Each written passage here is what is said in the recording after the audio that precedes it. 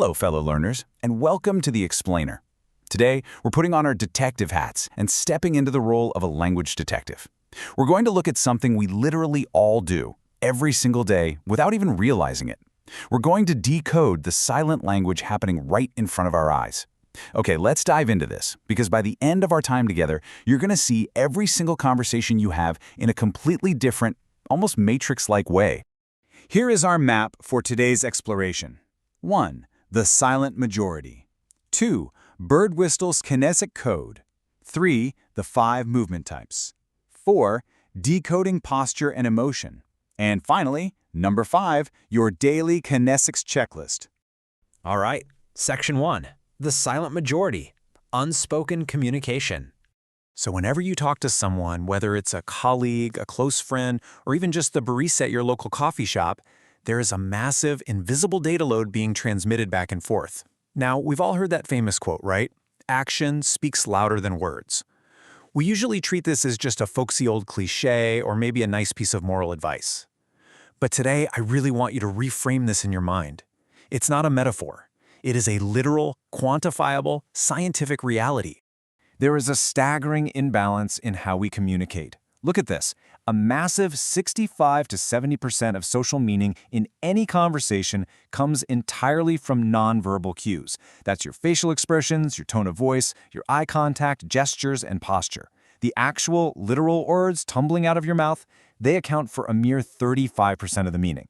Think about that. As students of human behavior, we spend so much of our lives obsessing over the 35% while completely ignoring the 65% that is actually doing all the heavy lifting. Moving on to Section 2, Birdwhistle's kinetic code, the science of movement. Back in the 1950s, there was this brilliant pioneer named Ray Birdwhistle, and he essentially wrote the dictionary for this silent communication. He coined the term kinesis, pulling from the Greek word kinesis, meaning movement. He defined it as the scientific study of body motion, your arms, your face, your posture, as it relates to interpersonal communication.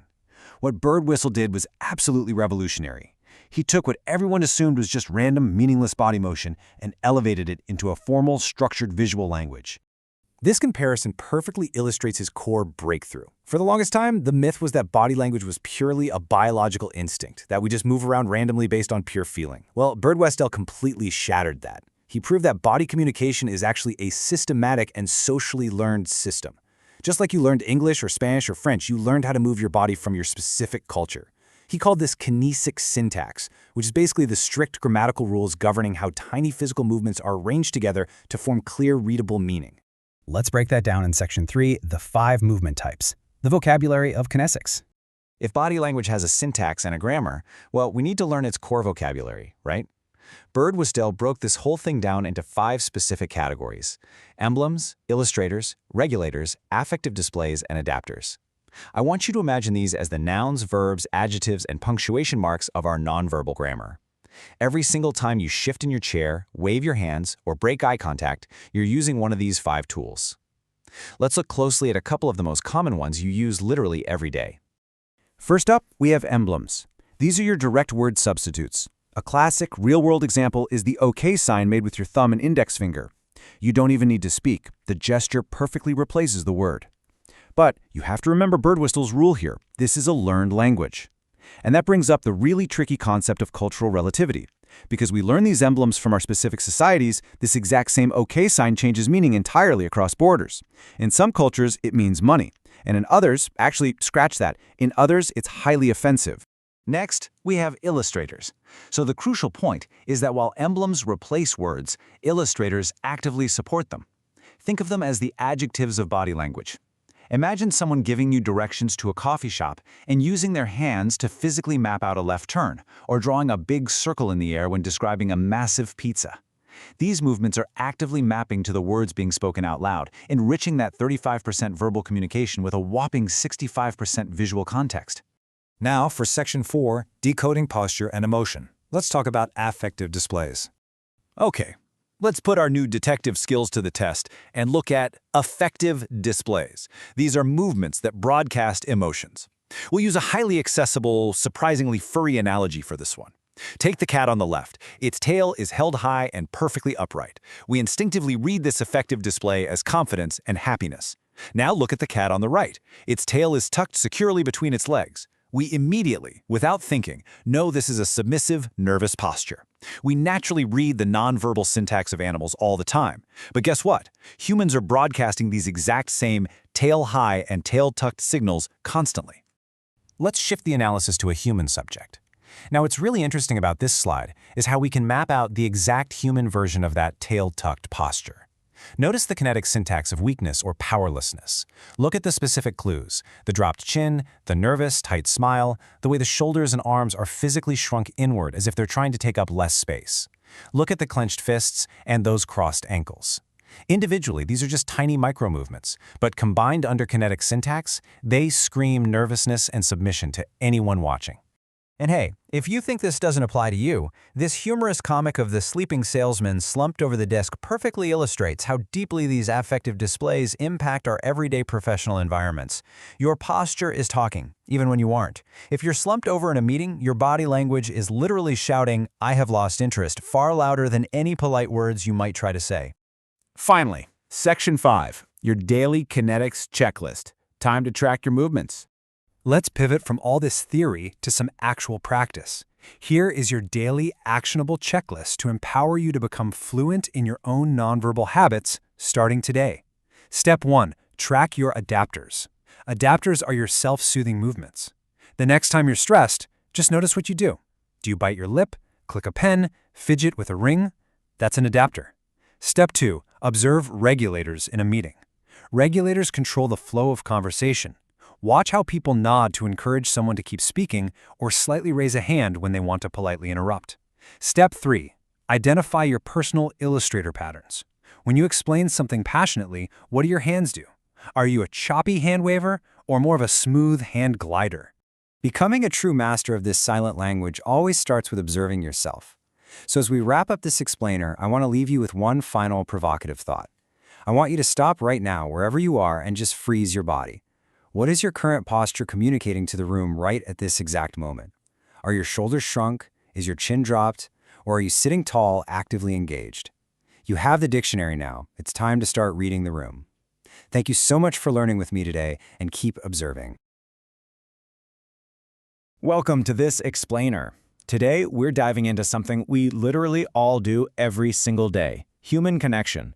We are going to map out the established core academic frameworks that have defined how we interact for decades.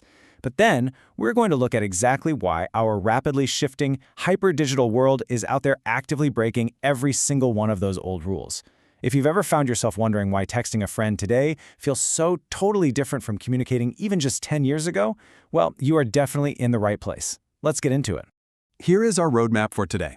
We'll start with the anatomy of a theory, explore the tree of communication, move into mapping human connection, tackle our shifting modern landscape, and finally wrap up with the demand for new perspectives. All right, part 1, anatomy of a theory, the building blocks of understanding. You know, it's easy to think that complex academic ideas are just pulled out of thin air by folks in ivory towers, but they actually have an incredibly solid, simple foundation. Just take a look at this pyramid structure. It proves that theories are built from the ground up. It's literally a step-by-step process. Step 1, right at the base, we have concepts. These are just your raw ideas, the fundamental observations we make about human behavior. Then, step 2, we take those concepts and structure them into a model, which essentially shows us how those raw ideas connect to one another. And finally, step 3, we hit the peak, a fully formed theory. This is the ultimate tool that lets us actually explain, predict, and truly understand the communication happening all around us. Moving right along to part 2, the tree of communication, traditions and branches. I absolutely love this visual. Think of communication theory like a massive, living, growing tree. You've got all these incredibly distinct academic traditions, but they all sprout from the exact same shared root: human interaction. Let's zoom in on a few of these branches. Some of them, like the phenomenological and sociocultural branches, focus entirely on how we experience others and their unique viewpoints. But then you have the cybernetic branch. This one literally treats communication like a computer. It's pure information processing. And you can't forget the critical tradition, which is out there actively advocating for societal fairness. So whether you are crunching data or fighting for justice, these branches pretty much capture the whole shebang of human connection. Now for part 3, mapping human connection, categorizing the landscape. To keep from getting completely lost in the academic woods, scholars organize this massive list of theories into digestible categories based on scale. It makes total sense, right? We start small with basic and interpersonal theories, like figuring out how we reduce uncertainty on a blind date. Then we scale up to groups to understand wild phenomena like groupthink. Finally, we zoom all the way out to massive societal structures like media, organizational, and culture, exploring how tech and society shape our interactions. It is a wonderfully comprehensive, deeply established map of human behavior. But here is the million-dollar question. We've built the foundation. We've mapped the territory. We understand the tree. But all of this neat categorization brings up an unavoidable question for anyone living in reality today. What happens when our world actually changes? What do we do when the map no longer matches the territory? Which brings us to part 4, our shifting modern landscape, the real-world disruption. The source material actively critiques these established models by pointing out 4 massive pillars of disruption: changes in lifestyles, technology advancement, cultural shifts, and changing work styles. Guys, these are the wrecking balls currently tearing up our old academic map and fundamentally altering how we interact on a daily basis. Let's just drill down into one of these to see the impact. Look at work styles. Think about how we work today compared to when these theories were first written. We are living in the explosive era of the virtual and mobile office, and the source notes that this shift introduces unprecedented pressure on our work-family balance. Because we are basically always connected, we have this desperate new need to figure out superior subordinate relationships in a totally remote environment. We are literally rewriting the rules of professional human interaction as we speak. And the driving force behind all this? It's the absolute, sweeping dominance of information and communication technology. These tech advancements are directly leading to entirely new communication behaviors. Computer-mediated communication, or CMC, is completely redefining what closeness and social penetration even look like. It's all happening through a screen now. Finally, we reach part 5, the demand for new perspectives, redrawing the map. All those brilliant established theories we talked about earlier, they are amazing tools, for sure, but they are being stretched to their absolute limits by our modern digital reality. This leaves us with a powerful, explicit realization straight from the text: all these situations demand new perspective/theory. Basically, we cannot rely on a map from the 1990s to navigate a totally new digital landscape. We have to evolve. Because look at where we're heading. Society is rapidly moving toward a global culture. We are locked in this constant two-way feedback loop where global social media trends are colliding with our everyday domestic norms and vice versa. The old maps are gone. So I'll leave you with this. As our worlds continue to blend together through our screens, how will you navigate these shifting frameworks to redefine human connection in your own life? Thank you all for attending. This concludes our final lecture. The future of communication is yours to build. Thank you.